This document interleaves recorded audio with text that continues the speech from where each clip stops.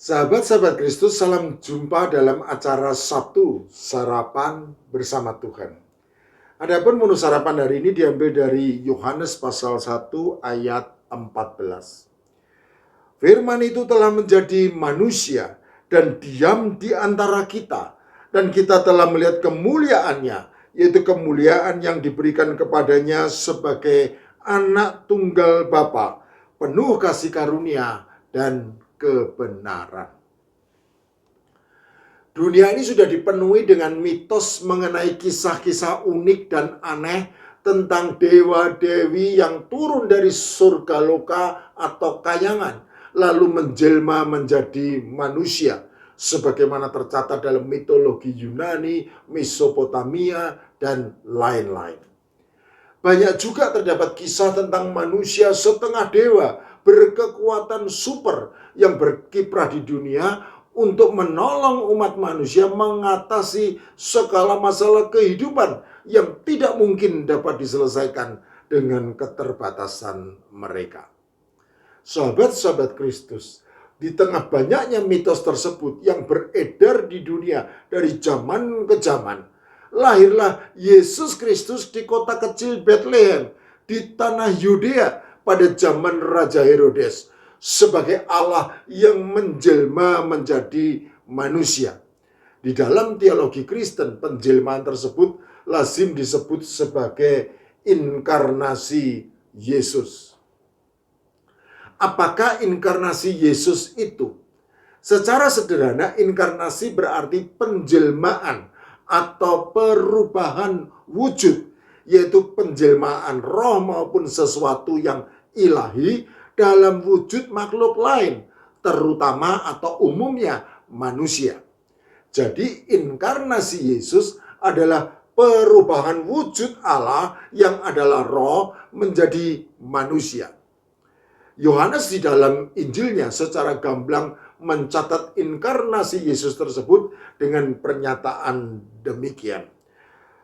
Firman itu telah menjadi manusia dan diam di antara kita, dan kita telah melihat kemuliaannya, yaitu kemuliaan yang diberikan kepadanya sebagai anak tunggal Bapa, penuh kasih karunia dan kebenaran. Yohanes pasal 1 ayat 14. Yohanes dengan tegas mengawali Injilnya dengan pernyataan bahwa pada mulanya adalah firman. Firman itu bersama-sama dengan Allah dan firman itu adalah Allah. Yohanes pasal 1 ayat 1. Selanjutnya tanpa ragu Yohanes menyatakan bahwa firman itu telah menjadi manusia dan diam di antara manusia. Bagaimana mungkin Allah yang maha kudus, maha kuasa, maha tahu, maha hadir, dan maha-maha lainnya yang tidak terbatas serta melekat pada keilahiannya pada saat yang bersamaan juga merupakan manusia yang terbatas. Yohanes di dalam Injilnya memang tidak menjelaskan hal yang menimbulkan keraguan di benak banyak orang di seluruh penjuru dunia dari zaman ke zaman. Namun Paulus menjawab pertanyaan tersebut dengan pernyataan singkat. Karena seluruh kepenuhan Allah berkenan diam di dalam Dia, Yesus Kristus. Kolose pasal 1 ayat 19. Ya, benar. Inilah rahasia inkarnasi yang disingkapkan oleh Allah bagi kita. Seluruh kepenuhan Allah berkenan diam dalam Yesus Kristus. Sehingga dengan demikian, maka sejatinya Yesus Kristus adalah Allah 100% sekaligus manusia 100%. Dan bukan manusia setengah Allah. Yesus Kristus adalah Allah yang tidak terbatas. Namun ia tidak menganggap kesetaraan dengan Allah itu sebagai milik yang harus dipertahankan. Melainkan ia berkenan membatasi dirinya sendiri dan menjadi sama dengan manusia yang terbatas. Kecuali dalam hal keberdosaan. Yesus Kristus adalah Allah yang bertahta di surga namun ia berkenan turun ke dunia dan diam di antara manusia. Yesus Kristus adalah Allah yang transenden, namun ia berkenan menjadi Allah yang imanen, Allah Immanuel, Allah yang menyertai kita. Inilah hakikat inkarnasi Yesus. Sahabat-sahabat Kristus, Allah yang menjadi manusia dalam diri Yesus Kristus memang merupakan misteri ilahi yang mustahil dapat dimengerti oleh keterbatasan akal budi manusia. Dan dalam ketidakmengertian tersebut, banyak orang di dunia lalu cenderung menganggap inkarnasi Yesus sebagai mitos belaka. Sama seperti kebanyakan orang di dunia, kita juga tidak dapat memahami misteri inkarnasi Yesus. Tetapi meskipun demikian, kita harus tetap mempercayainya. Karena Alkitab yang adalah firman Tuhan dengan jelas serta tegas menyatakan kebenaran tersebut. Itulah sebabnya seorang teolog dan penulis terkemuka bernama C.S. Lewis dengan kalimat menggelitik menyebut inkarnasi Yesus sebagai sebuah mitos yang menjadi fakta. Seorang anak remaja sedang berjalan tergesa-gesa di tempat terpencil dalam gelap gulitannya malam yang sangat sepi dan tanpa sengaja terjerumus ke dalam sebuah lubang yang sangat dalam. Ia berjuang mati-matian untuk keluar dari lubang tersebut, namun ia selalu gagal dan gagal lagi. Didera rasa putus asa, ia berteriak dengan suara keras untuk memohon pertolongan. Seorang tua kebetulan lewat serta mendengar teriakan minta tolong tersebut. Maka ia kemudian menengok ke dasar lubang dan bertanya kepada anak remaja tersebut, mengapa bisa terjerumus ke dalam lubang?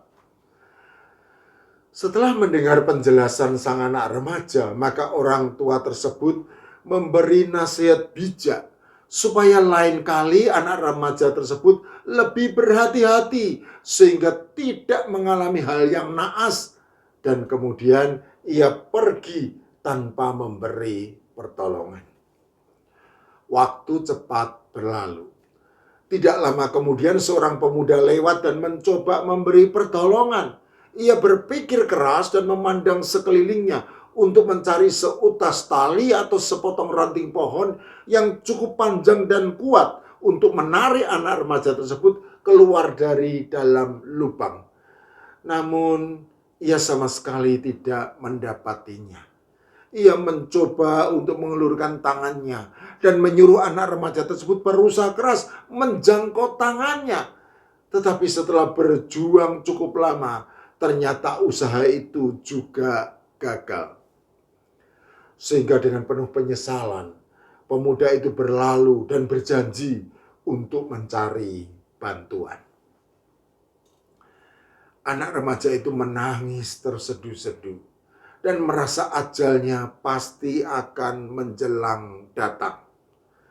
Tiba-tiba tanpa ia sangka, seorang laki-laki setengah baya menyelongokkan kepalanya ke dalam lubang.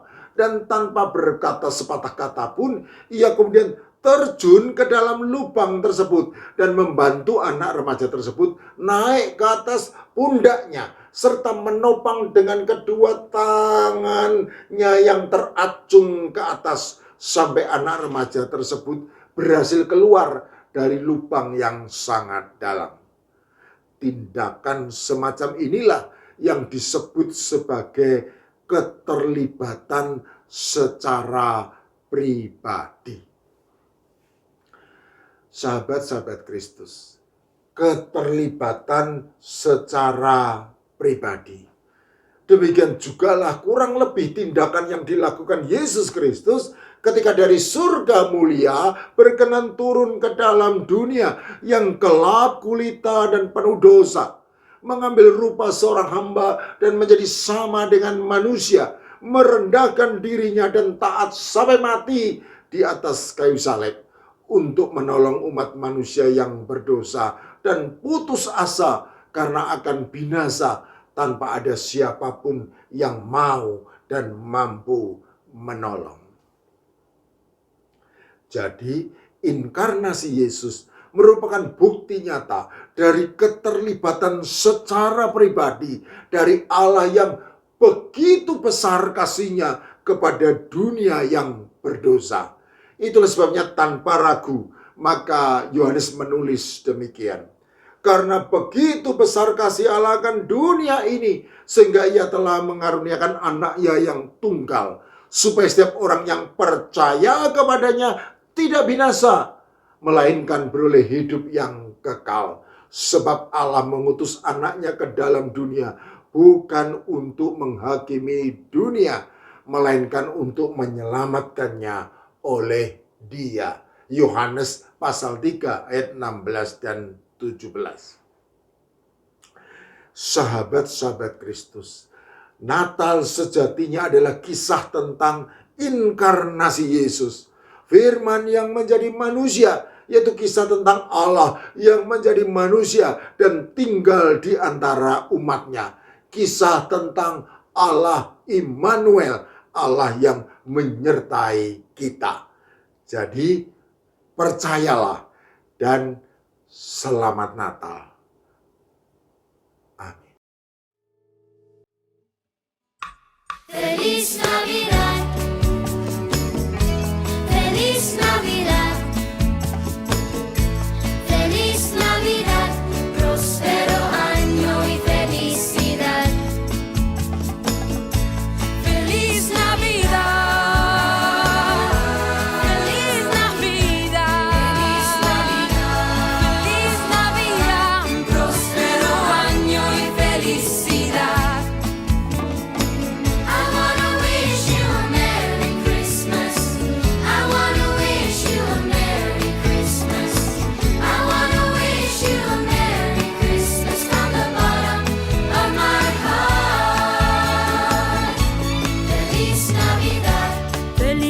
Navidad.